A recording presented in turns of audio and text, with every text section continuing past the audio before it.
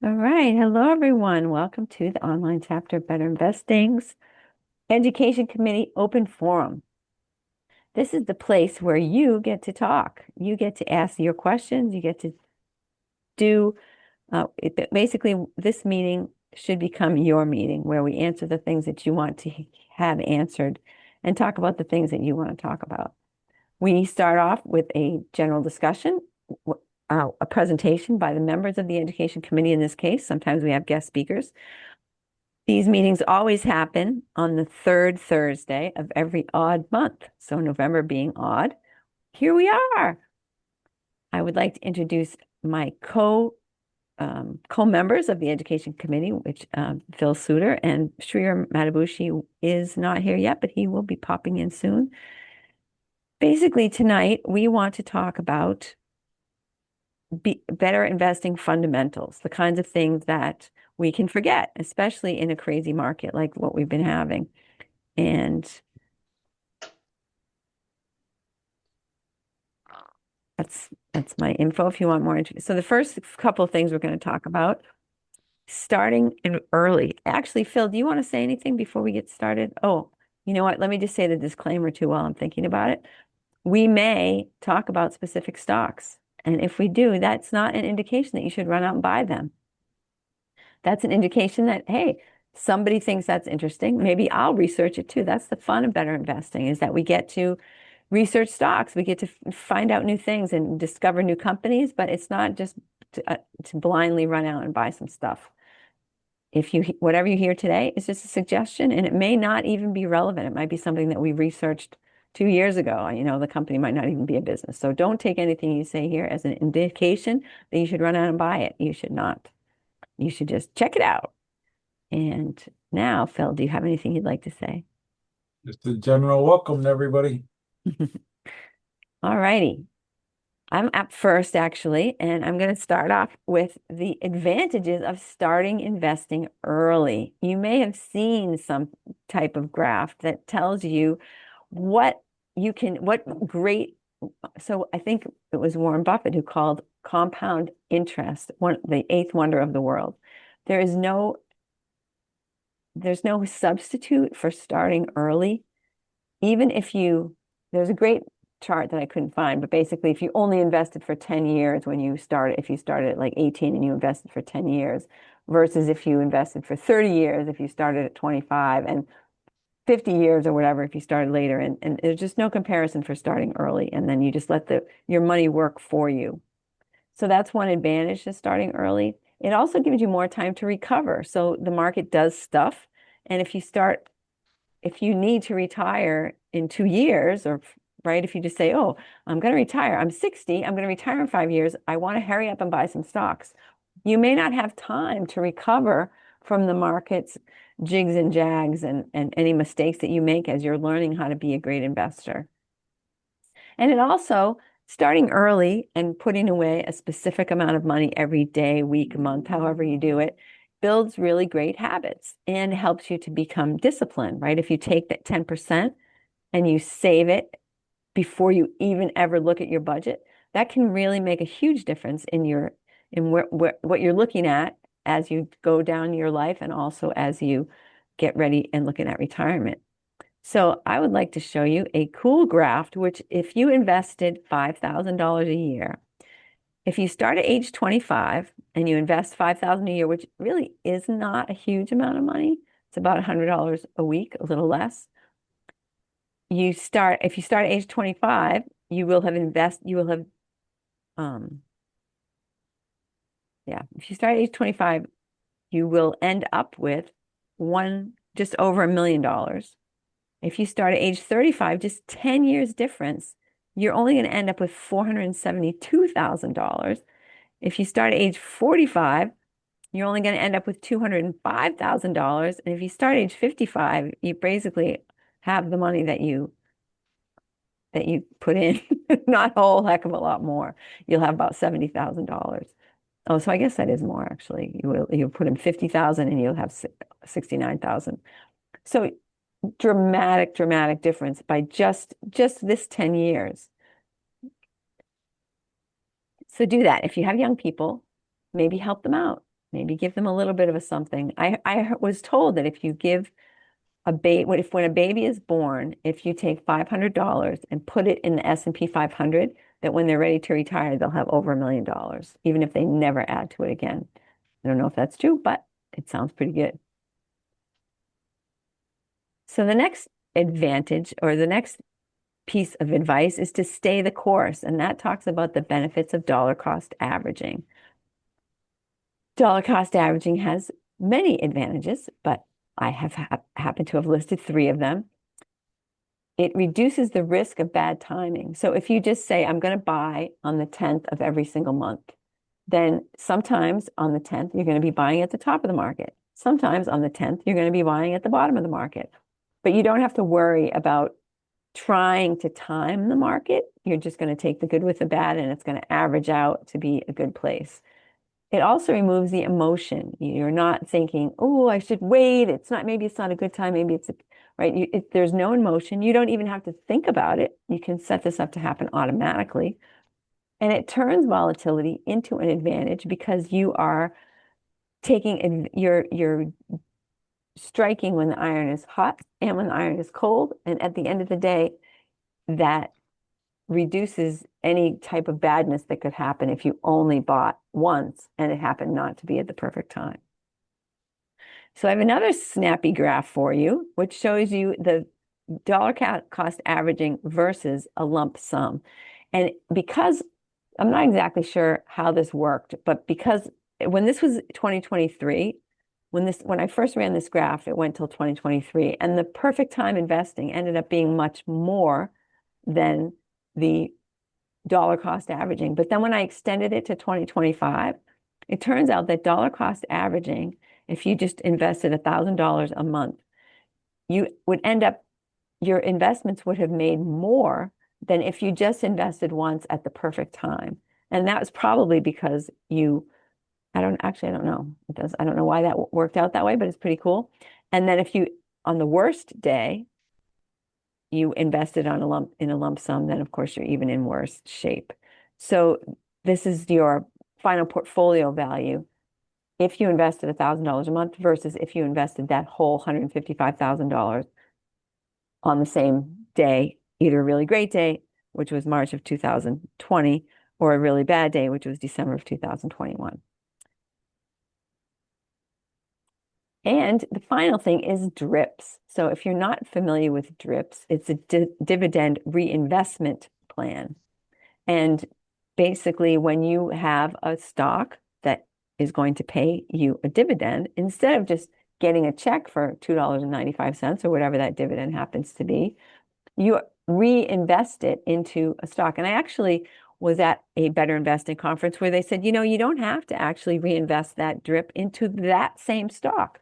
You could drip into a different stock.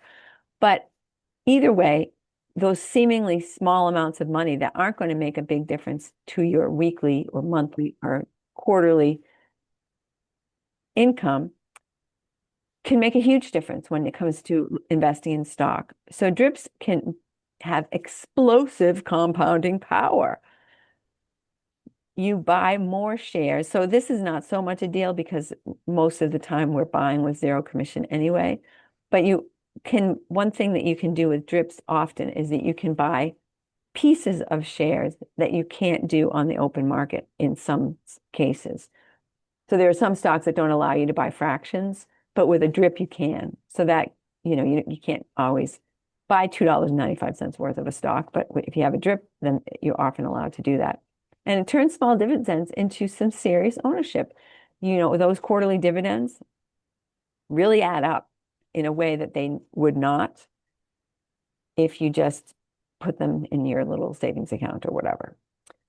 So consider DRIPs if you don't already have them. When you are buying a stock, they'll often ask you, what would you like to do with the dividends? And you just click the reinvest button. Here's another handy dandy graph showing you that if you took your DRIPs, if you took all of your dividends, that's the red bar, and that's how it would grow, versus if you reinvested them back into the same stock in this case, you would have like 280 or whatever $1,000 or $263,000 versus $88,000. Big difference, $175,000 difference. So that's it for me. And now I'm going to turn over to Phil. Well, he's going to share his part of the agenda with us. Part two, Phil Suter. Take it away, Thanks, Phil. Chris. Thanks. So I'm going to kind of build on a lot of the concepts Oops. with that. And I'm going to go into, again, with the market kind of all over the place that it's been, and it's kind of very hard to try and guess where it's going. One of the core concepts that we've used is don't try and time the market.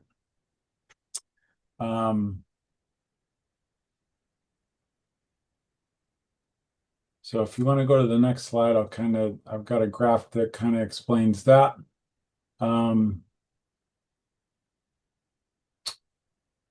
So the thing that I've heard that means a lot to me, that it's basically don't time the market, it's time in the market.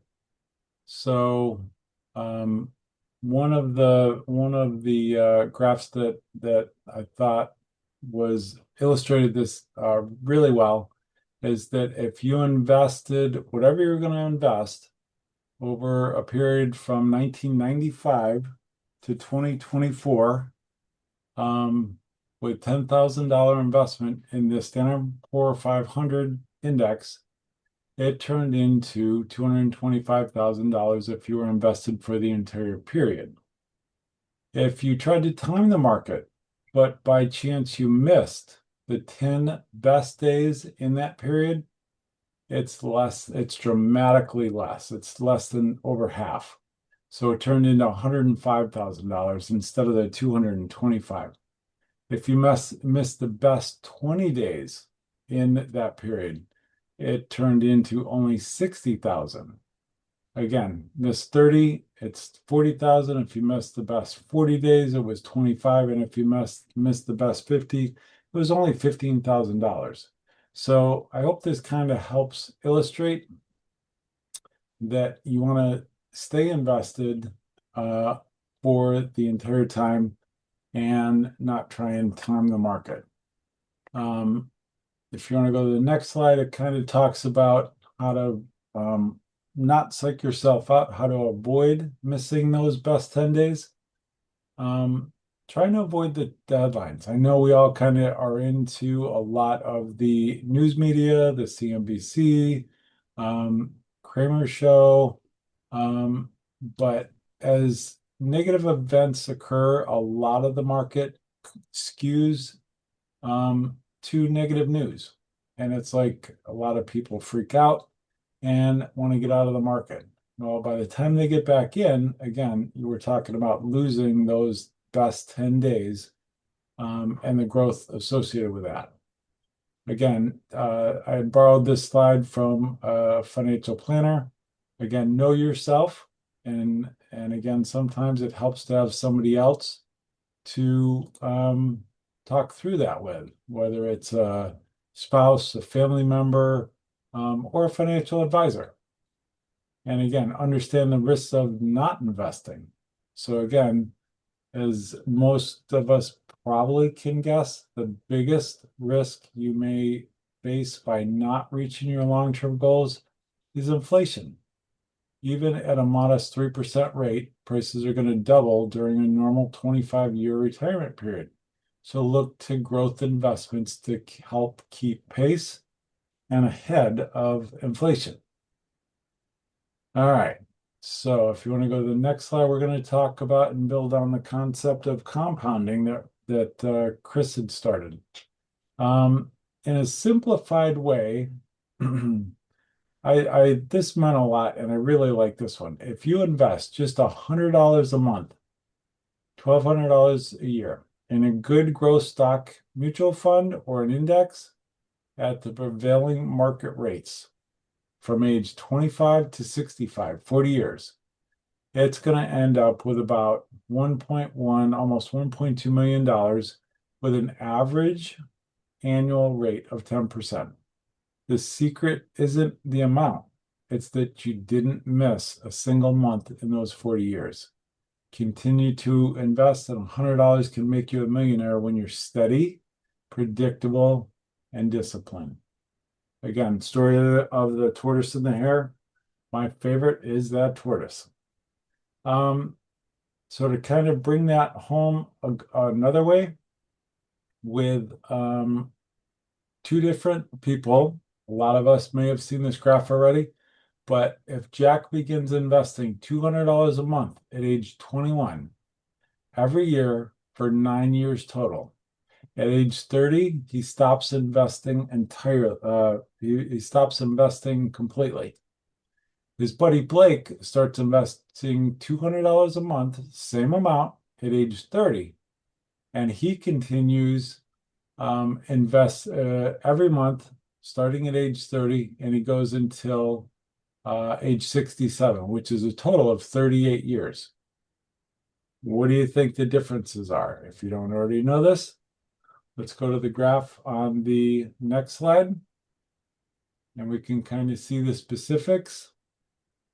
Um, Jack had started at 21, $2,400 every month, every year for 9 years, and then he stopped. He ends up with $2.5 million just due to compounding.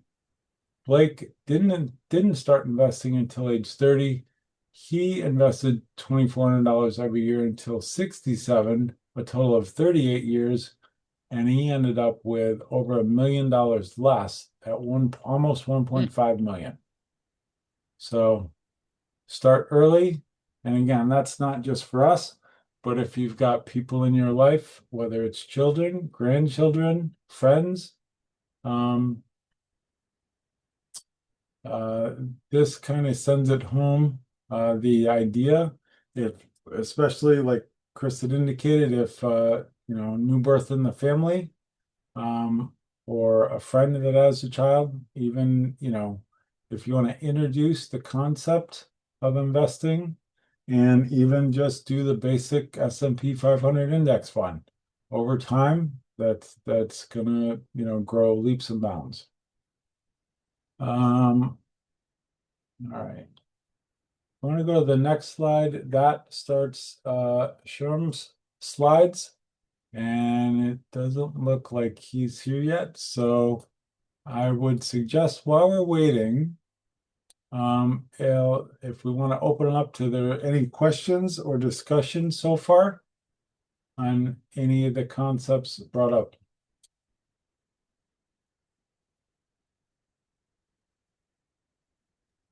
We would love to hear any stories about your own success in investing or any great stories you have of friends you know who, or folks you know who have taken any of these principles and used them to great success.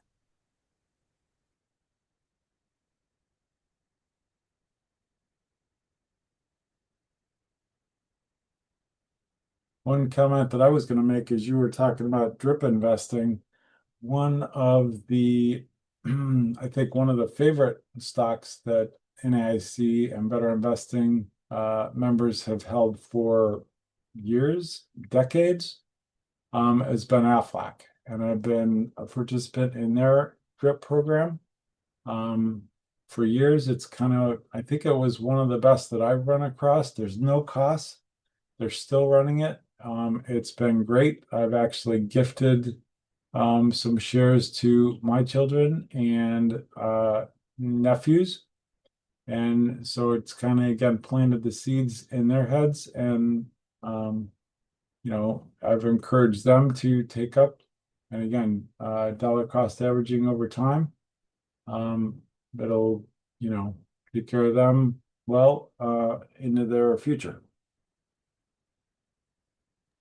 That slide that you showed, Phil, with Jake and um, Like Blake, yeah, Blake and Jake or whatever, Jack and Blake.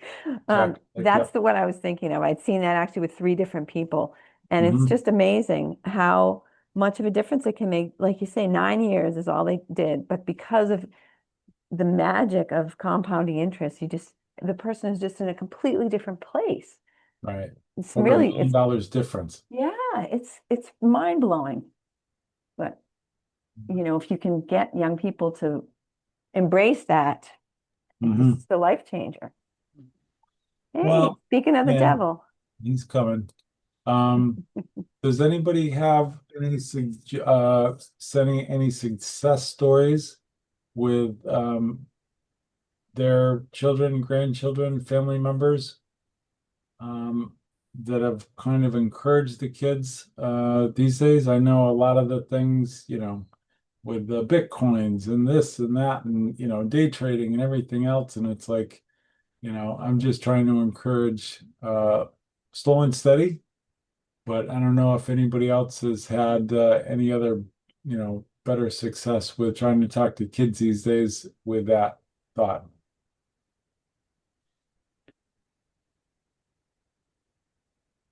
Well, some kids want to be more aggressive.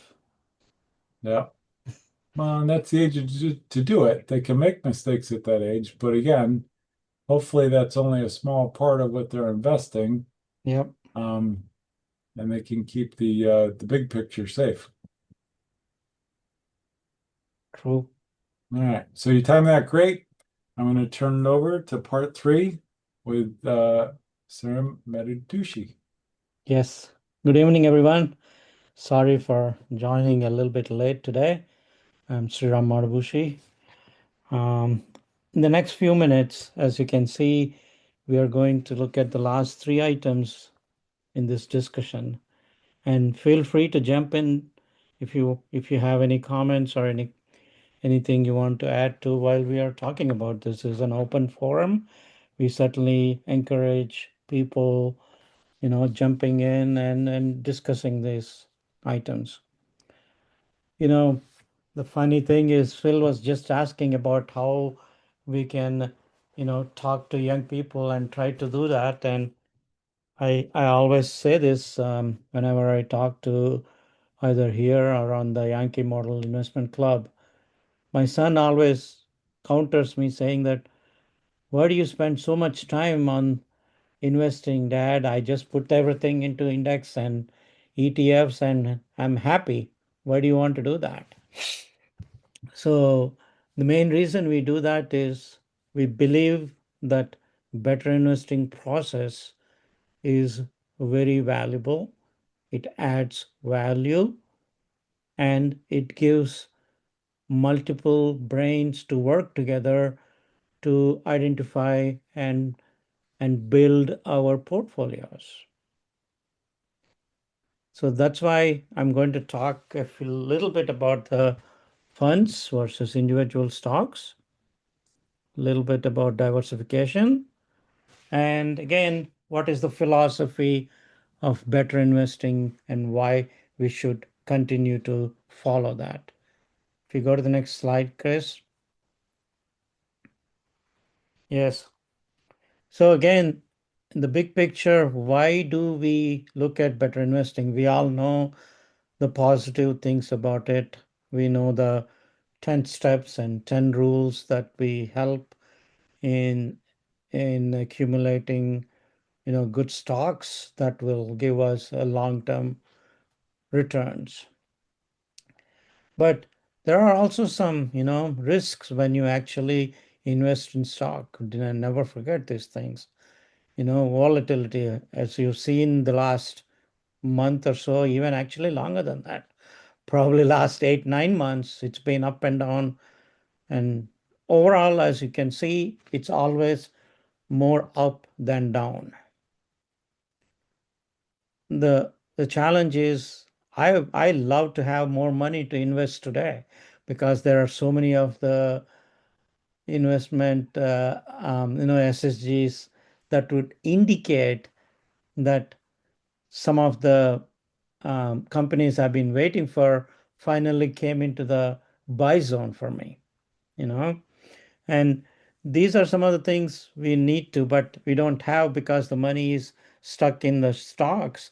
Its liquidity will be a challenge. But again, we need to make sure that we certainly have access to this. And then, of course, one of the best things I know, um,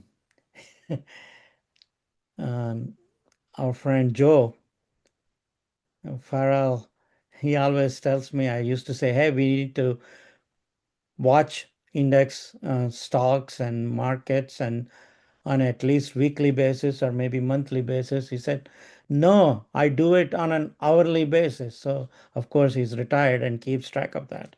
So they require this continuous monitoring on how we are managing. Those are some of the challenges that we face when we invest on our own. Next slide. When we look at some index funds, these are, low cost, broad diversification. Those are some of the things we want to look in them.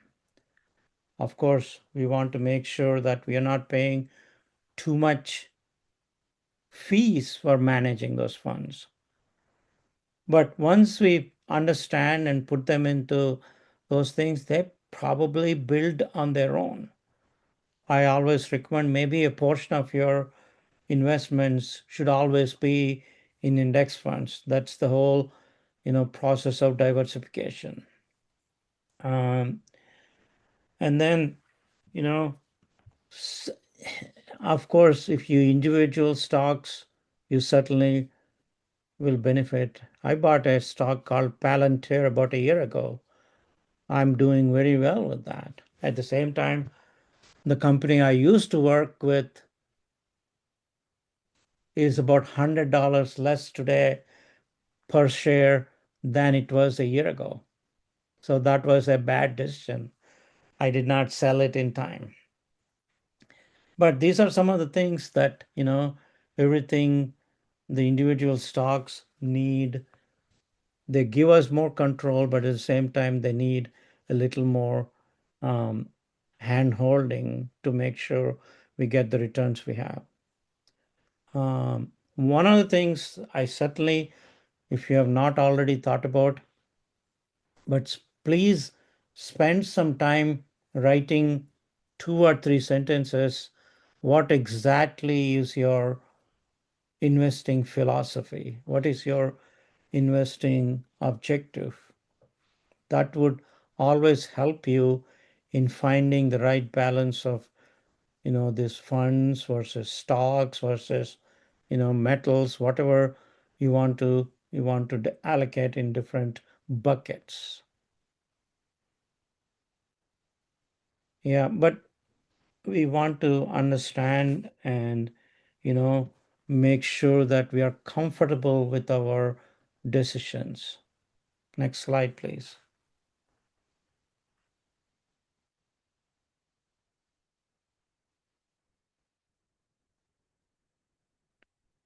The D word, the diversification is also important.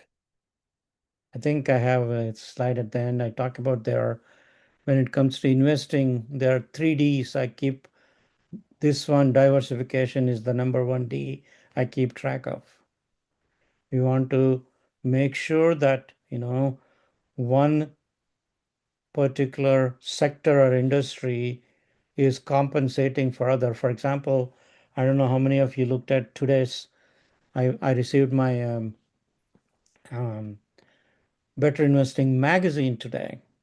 They were talking about manufacturing as the next sector that we need to pay attention going into next year. So that's something that's probably will be something of interest for all of us.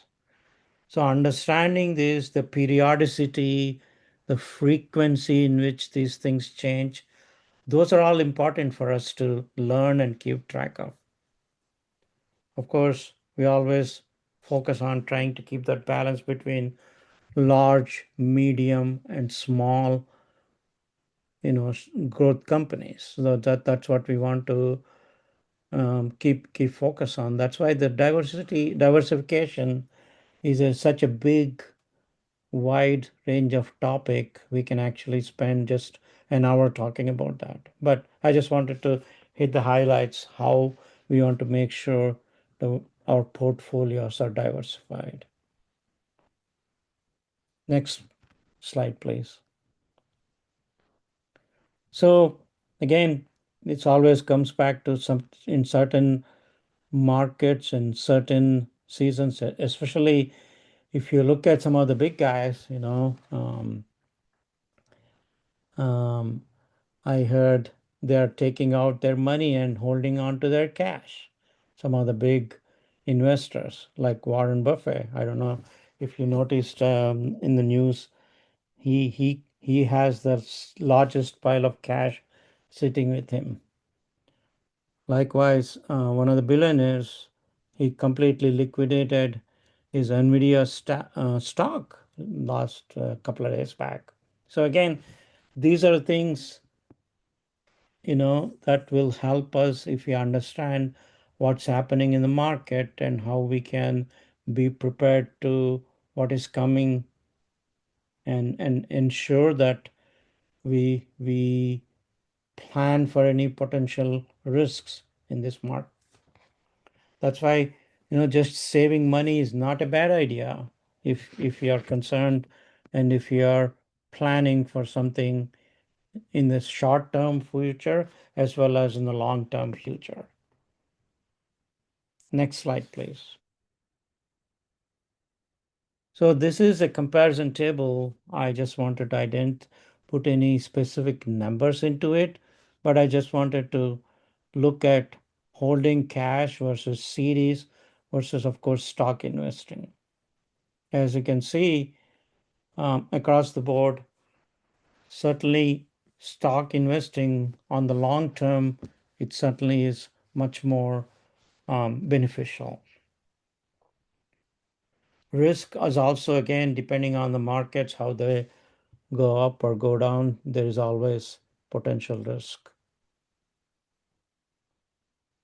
Liquidity, again, cash is king, right? So we can always make sure that we take advantage of that.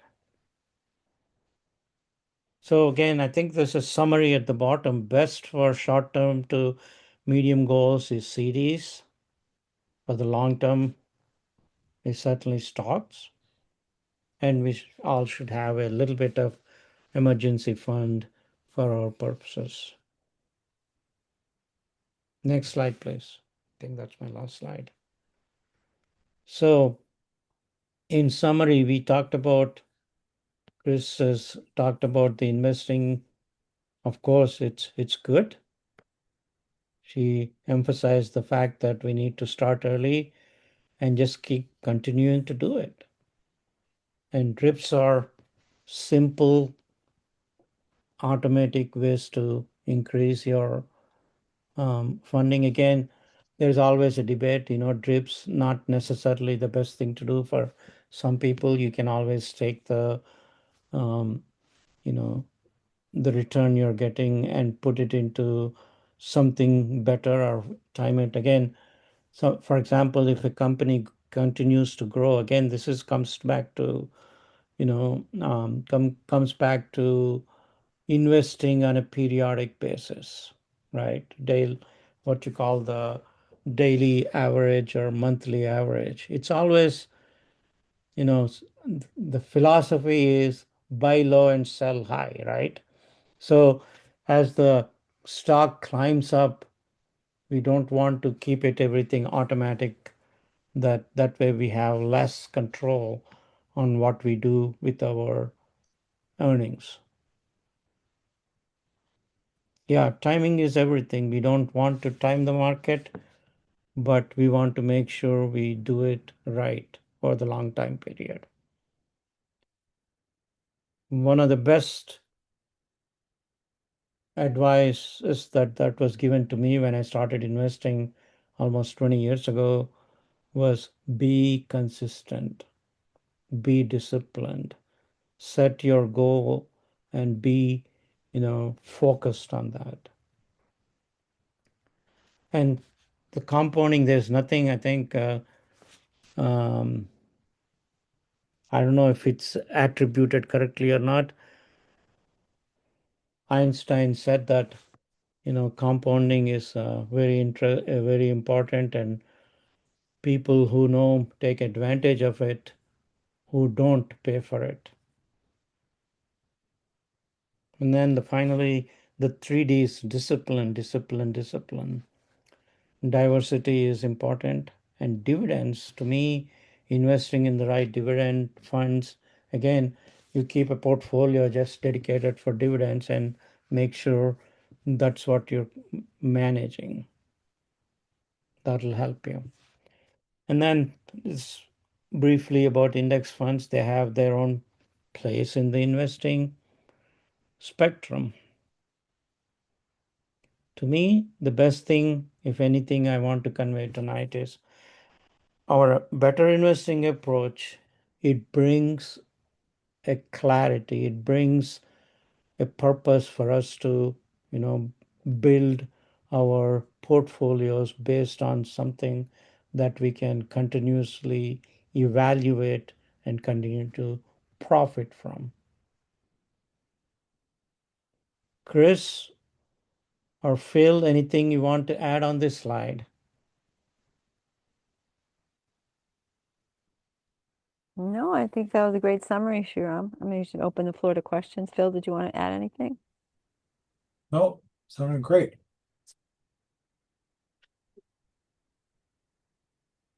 Excellent. Yeah, please jump in and give us your words of wisdom. Anyone? Shram, this is Bob. Go ahead, Bob. Oh, okay. I think the only thing I disagree with you on is when you would talk about savings, that you need a little bit of savings, this, that, or the other thing. I I think to have a really good investment program, you need a good savings program. I Yep. mean, just looking at what's going on in the world uh, right now, if Yep. you don't have enough money to ride out 6 months of no pay coming in, Yep. and no social security coming in, that the other thing, it will completely destroy your overall investment program. Absolutely. So Absolutely. No, I think that's fundamental. I think when I started investing, my brother used to tell me that only invest that money you're prepared to lose. That's what he used to advise me. So you need to take care of your essentials before you invest. That's a very good point, Bob. I guess the other question I have is on the drips.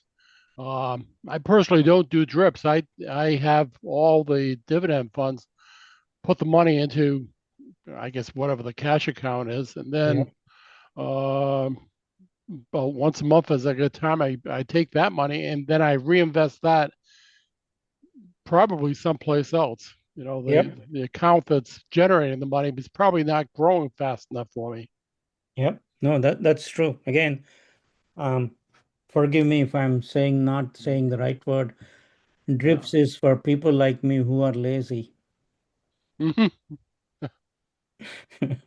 Oh, and you can count drips as both direct, into the same stock, or indirect. I like to say is you take the dividends and put them into the next time or the next Yep. or stock that you're going to invest in. Yeah, as Yep. long as you're not spending the money, right? You're not taking it to wherever. Yeah. That's the Yep. main thing is just to keep it invested, keep it in the market. Absolutely. Absolutely. That's a very good point. I'd love to poll everybody and find out how old you were when you first started investing. Hmm. You can Bob, shout it out or you can Uh, put it in the chat. Bob, were you a yeah. teenager when you started doing it 15 years ago? No, I was at sea most of the time, so I didn't start until the mid '80s. Well, no, mid 1980s. So that I'd be for about 40 years old. Yeah, me too. Yeah. Hmm. I So it's was I started doing it in my late 30s. Yep. Yeah, down 24. Yeah. uh, Excellent. Dallin is doing right. I was Christian, yeah, 21. 46. Very good, yeah. Christian. Christian attends Yankee Model Club meetings. Hey, Brian, you've been silent. Yeah, I was trying to do math with my shoes on.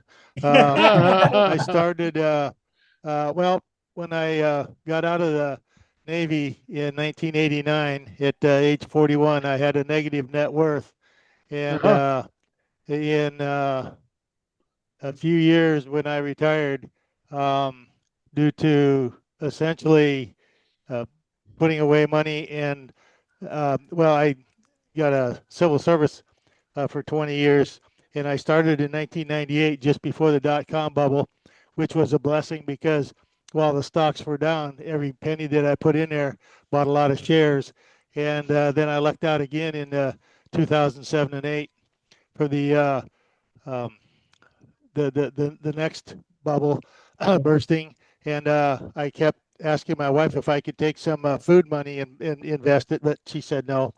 And Smart so lady. Yeah. yeah, so those two really helped. And then when I retired in 2018, I had substantially gotten rid of the negative net worth. Excellent. Excellent. Well, how many people in the audience remember, where the phrase the $64,000 question? Yep. Remember that? Yep. Yeah, It really aged you. It's really the $1 million. When you talk about the goal was to be a millionaire, that's Yep. not enough. No. That's it really is not enough. No. And I'm not talking about just the kids. I'm talking about if you're 10 years away from retirement, you need more than $1 million. Absolutely. Absolutely. Um, yeah, no. Martin, do you have any words of wisdom for us? Hmm.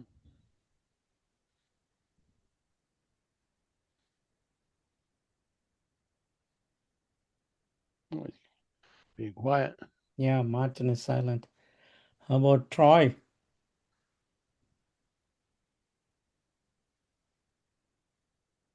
Okay, well, Feel free.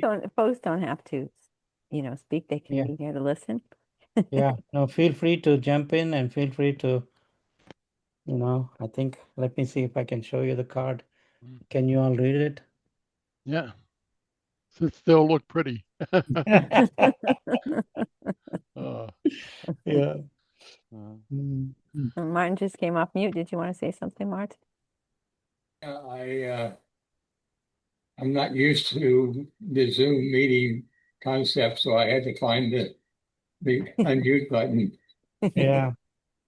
So I didn't get started invested until I was about, I'm going to say 50 years old. Um, and then the first 10 years, I was messing around with brokers Yep. mhm. and just wasn't doing good. And I went searching around and I found better investing, and I wish I found it 25 years earlier. Mhm. Yep. Yeah. That's wonderful. That's Hey, wonderful. Marty, when you first started investing, how much did you have to pay the brokerage for a trade? Oh gosh, it was in the $40 to $50 range. Uh, Yeah, and that was a waste of money. yeah, Yeah. I was paying $70 a trade Wow.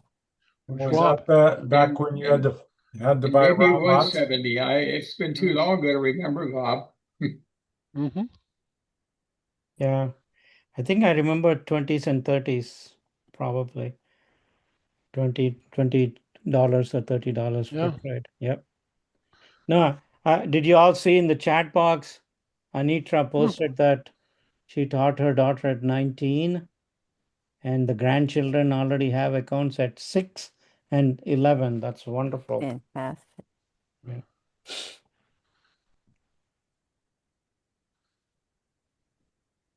Yeah. No, I think Mm. I think that's a great opportunity because at least that, like when I first started, that plants the seed and it'll give them questions to ask at certain points.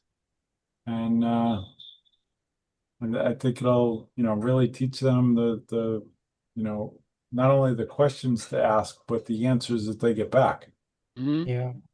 Hey, with all your experience, how many of you think that in the coming months we will see an AI bubble? Hmm. I don't think we're close to that yet. That's the $1 million question right now. Not the $64,000, but $1 million. Yep. It will be $1 billion question, because if that something like that happens, there will be a lot of, I mean, it surprises me that people like Peter Thiel and Warren Buffett are taking their money out and holding on to the cash. Yeah. Yeah. Well, it's going to be, along with that, it's going to be very interesting to see.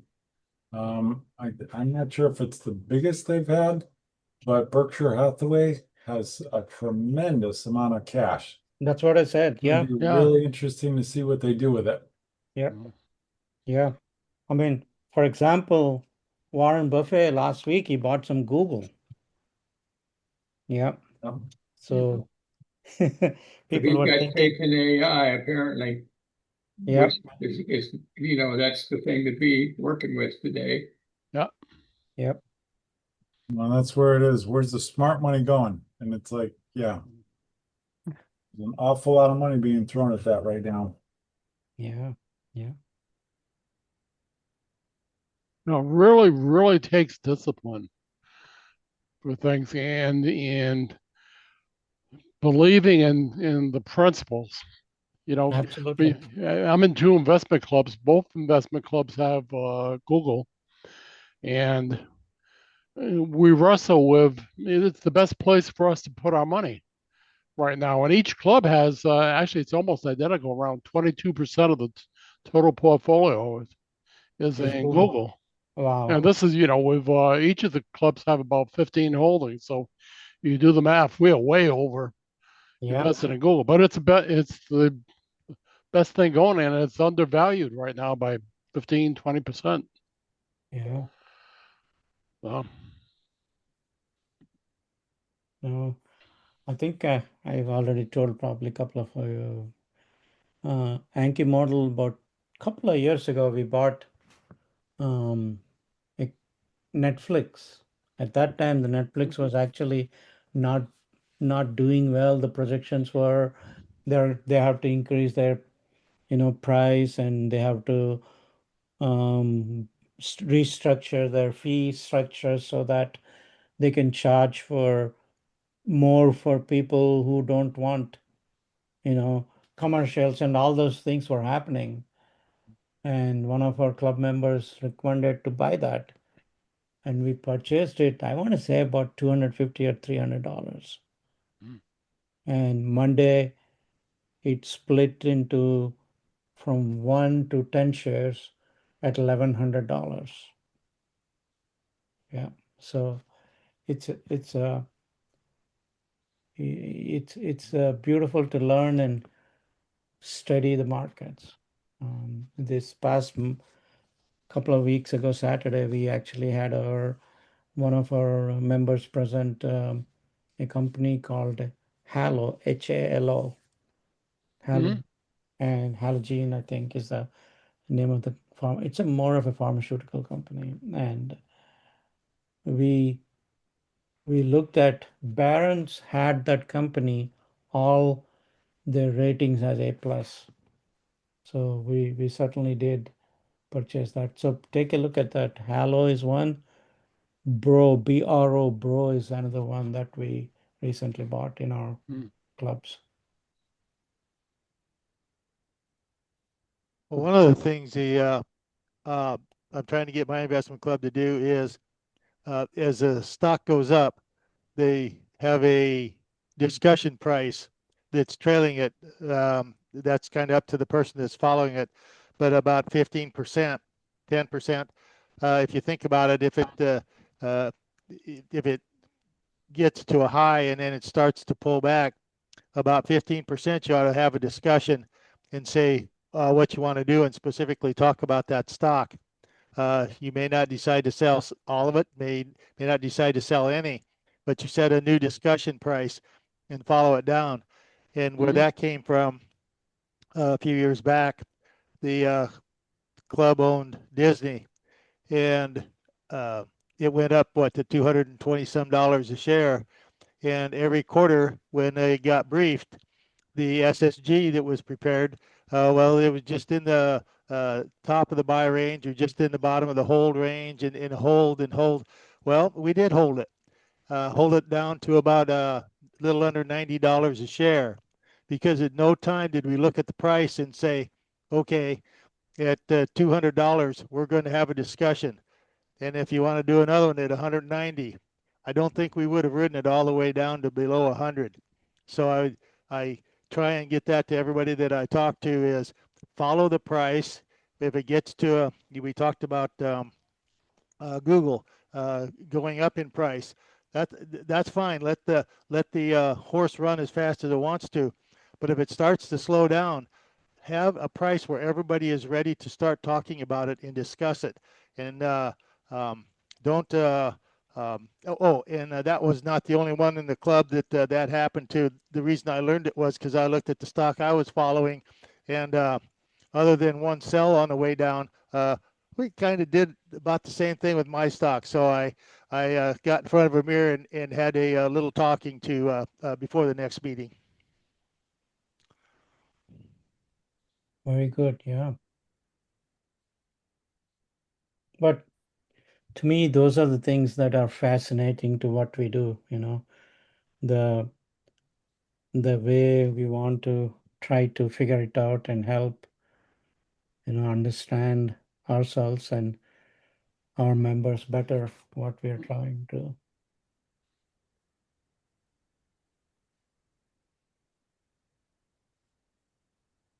Yeah, Brian, Thank I you like your guys. Good evening. good evening, Thanks for having Martin. me here. Take care. Thank you. Good night. Anybody else? Did you ever do a program on using technicals with the investing?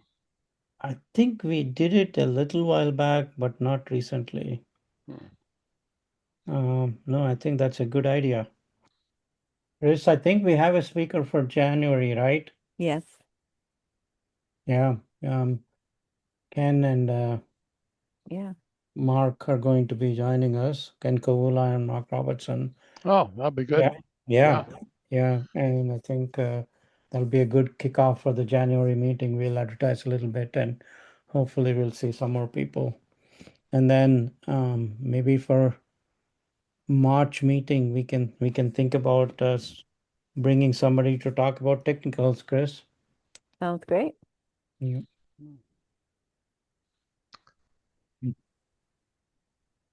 Excellent. All right. Well, thanks for joining us, everyone. Is there anyone imparting any other questions or anything anyone wants to bring up?